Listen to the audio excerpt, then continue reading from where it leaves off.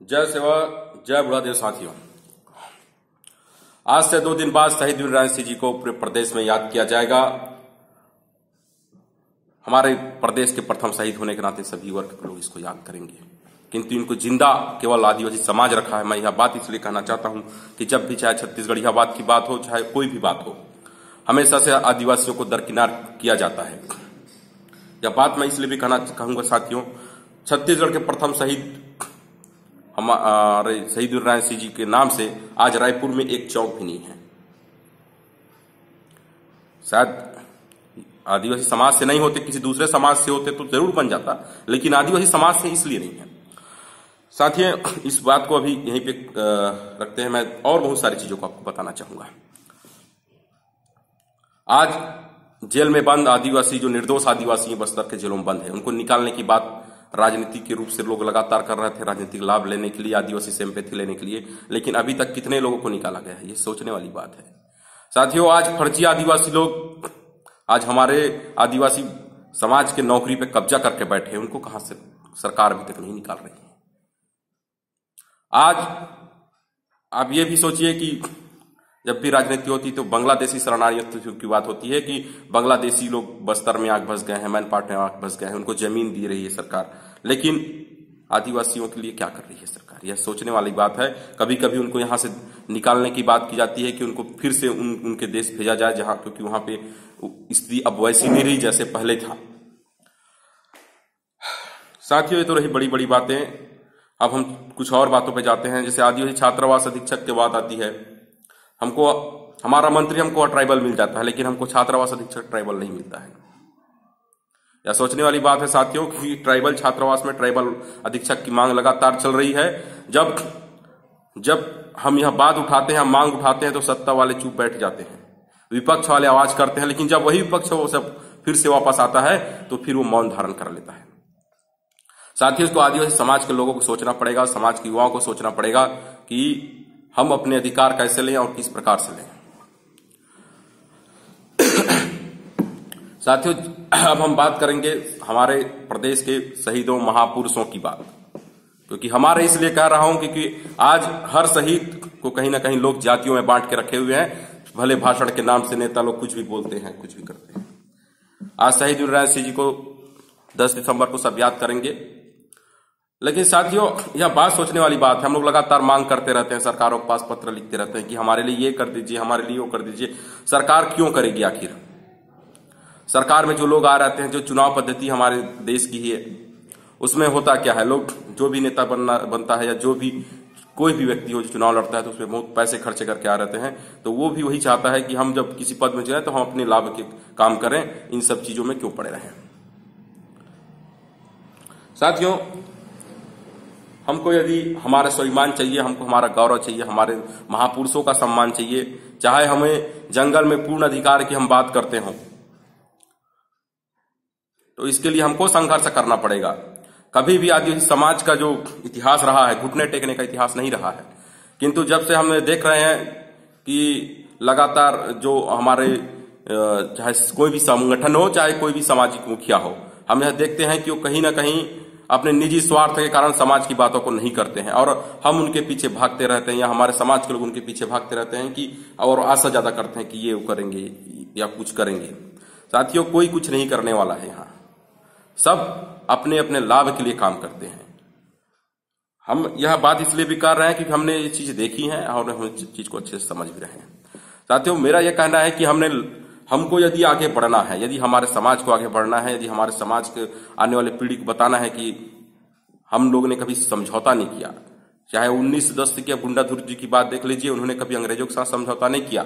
उसको देश की सबसे बड़ी, देश की नहीं कहना चाहिए, दुनिया की सबसे बड़ी जो सेना थी, अंग्रेजों के पास सेना थी, उन लोगों ने उनको उस समय उनके आंदोलन को दबाने के लिए बाहर से लोग बुलाए थे। हमारे शहीद वीरनारायण सिंह जी को लोगों ने उनको गोंडवाना के चीते का अवार्ड देना पड़ा था सरकार को, उनकी बहादुरी को देखकर। जब अन्याय हुआ हमारे लोगों के साथ, हमारे कहना चाहिए कि शहीद वीरनारायण सिंह जो राज्य में जो लोग थे, उनकी प्रजा थी, क्योंकि मैं जाति की बात इसलिए नहीं कर रहा हूं दोस्तों, क्योंकि जितने भी ट्राइबल राजा थे या जितने भी ट्राइबल किंग थे, उन्होंने कभी जातिवाद की बात नहीं की, उन्होंने सबको साथ लेके चला। किंतु यह विडंबना की बात है कि देश आजाद होने के बाद आदिवासियों को केवल एक जाति के आधार पर देखा जाता है। आप कहीं भी इतिहास उठा के देख लीजिए, कहीं भी कहीं राजा आप देख लीजिए, केवल ट्राइबल मिलेगा, उसमें गोंडों में सबसे ज्यादा राजा मिलेंगे। किंतु आज हमारे शहीदों को, महापुरुषों को ये जो सरकारें बन रही हैं वो हमको, हमारे लोगों को सम्मान नहीं दे रही है। तो क्या हम केवल सरकार के भरोसे बैठ जाएं या सरकार के पास हम लेटर लिखते रहें? साथियों, मैं आपको बताना चाहूंगा, मैंने शहीद वीर राशि के लिए आज तक स्टेच्यू बनाने का लेटर इसलिए नहीं लिखा है क्योंकि मैं जानता हूं कि यदि हमको शहीद वीर राशि लगाना है तो ये पत्र से काम नहीं चलेगा।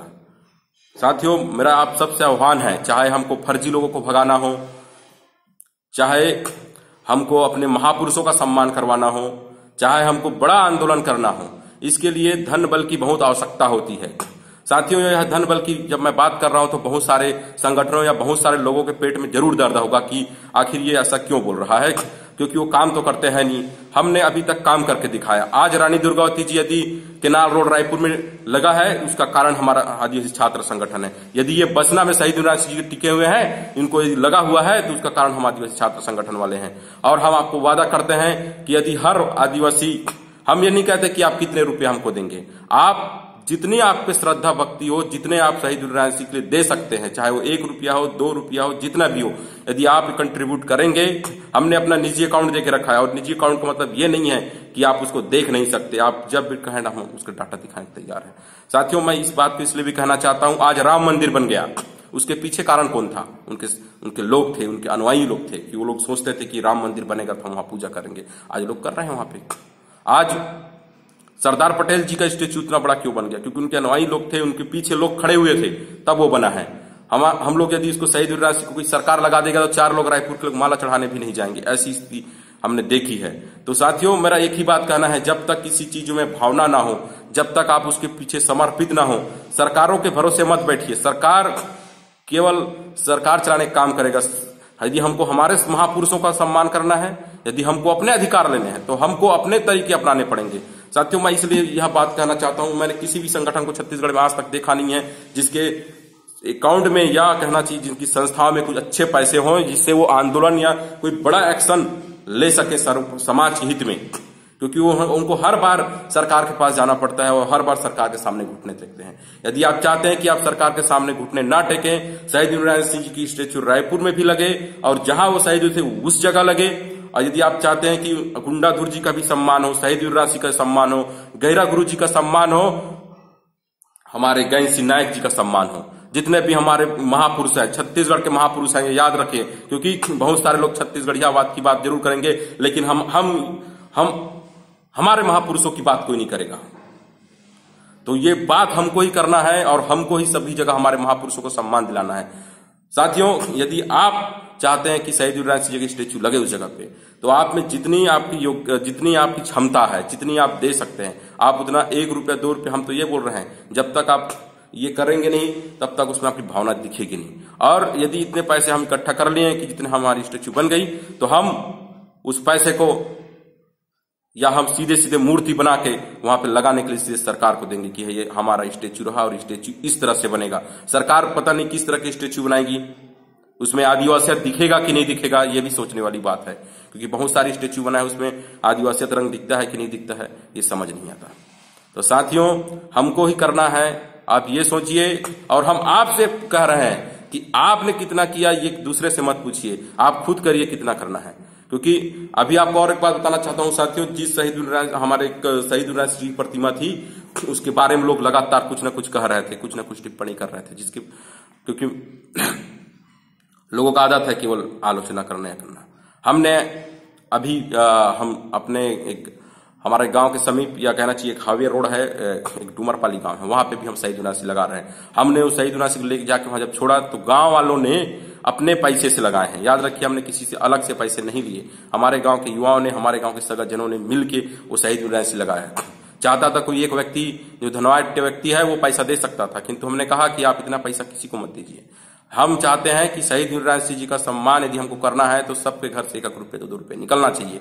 साथियों, यदि आपको मेरी बात समझ आ रही है, यदि आप चाहते हैं कि महापुरुषों का सम्मान हो, आदिवासियों का अधिकार की सही तरीके से बात हो, तो आप हमको सहयोग करिए। और हम अपने अकाउंट भी दे दिए हैं, आप उसमें करिए और इसके सारी डिटेल आपको दे दिया जाएगा। और जब आप ये सब चीज करेंगे तो हम निश्चिंत ही बताते हैं कि हम शहीद वीरनारायण सिंह नहीं, हम उन सभी महापुरुषों का जो आदिवासियत के नाम से छत्तीसगढ़ के लिए जो लड़ाई लड़े हैं, हम उन सभी महापुरुषों का स्टेचू हर जगह लगाएंगे, जहां जहां मतलब हर जिला मुख्यालय में भी हम लगाएंगे, प्रदेश के मुख्यालय में भी लगाएंगे। लेकिन हमें देखते हैं कि आप कितना हमको सहयोग करते हैं, आप में कितनी आदिवासियत है, आप कितना शहीद वीरनारायण सिंह के लिए समर्पित हैं, आप कितना गुंडागर्दी के लिए समर्पित हैं। धन्यवाद साथियों, आज का इतना ही।